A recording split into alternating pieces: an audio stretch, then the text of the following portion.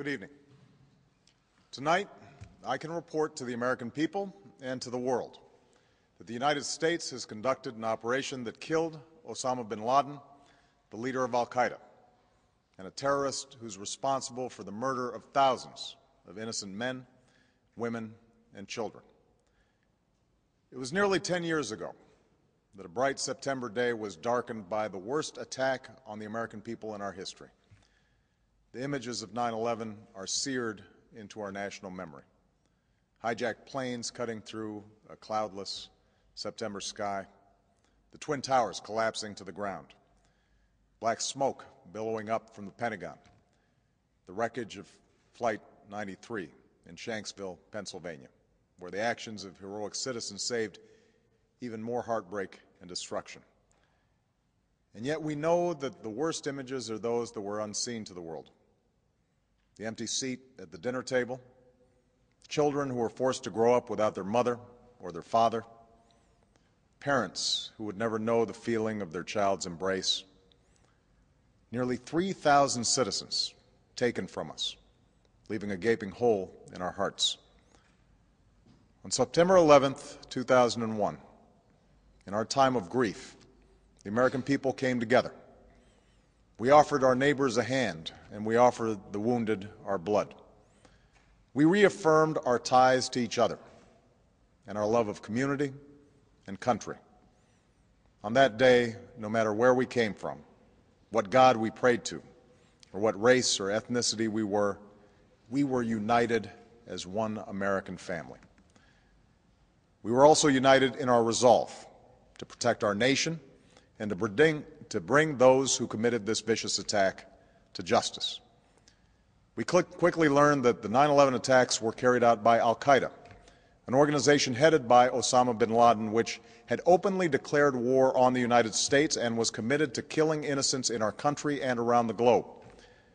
And so we went to war against al-Qaeda to protect our citizens, our friends, and our allies. Over the last 10 years, thanks to the tireless and heroic work of our military and our counterterrorism professionals, we've made great strides in that effort. We've disrupted terrorist attacks and strengthened our homeland defense. In Afghanistan, we removed the Taliban government, which had given bin Laden and al-Qaeda safe haven and support.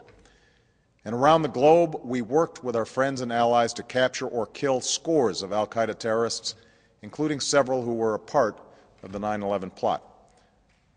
Yet Osama bin Laden avoided capture and escaped across the Afghan border into Pakistan.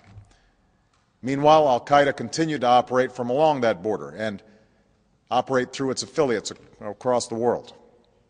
And so shortly after taking office, I directed Leon Panetta, the director of the CIA, to make the killing or capture of bin Laden the top priority of our war against al-Qaeda, even as we continued our broader efforts to disrupt, dismantle, and defeat his network.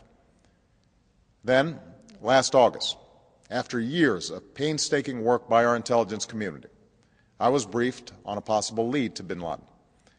It was far from certain, and it took many months to run this thread to ground. I met repeatedly with my national security team as we developed more information about the possibility that we had located bin Laden hiding within a compound deep inside Pakistan. And finally, last week, I determined that we had enough intelligence to take action and authorized an operation to get Osama bin Laden and bring him to justice. Today, at my direction, the United States launched a targeted operation against that compound in Abbottabad, Pakistan. A small team of Americans carried out the operation with extraordinary courage and capability. No Americans were harmed. They took care to avoid civilian casualties. After a firefight, they killed Osama bin Laden and took custody of his body. For over 2 decades, bin Laden has been al-Qaeda's leader and symbol, and has continued to plot attacks against our country and our friends and allies. The death of bin Laden marks the most significant achievement to date in our nation's effort to defeat al-Qaeda. Yet his death does not mark the end of our effort. There is no doubt that al-Qaeda will continue to pursue attacks against us. We must and we will remain vigilant at home and abroad. As we do, we must also reaffirm that the United States is not and never will be at war with Islam.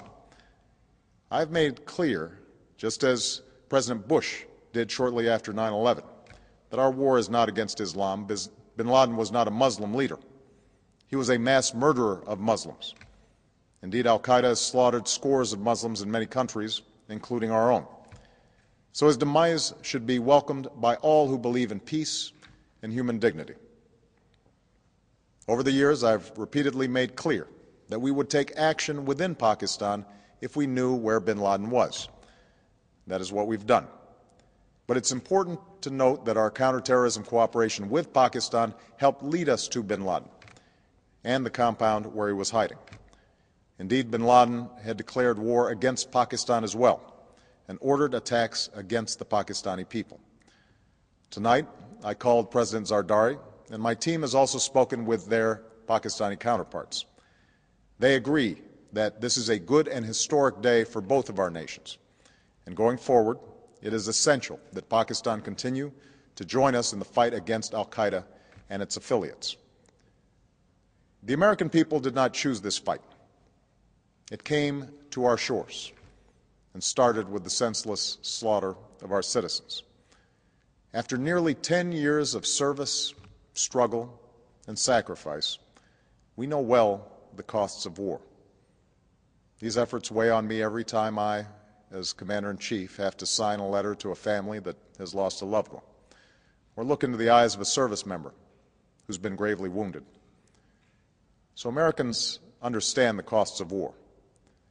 Yet, as a country, we will never tolerate our security being threatened, nor stand idly by when our people have been killed. We will be relentless in defense of our citizens and our friends and allies.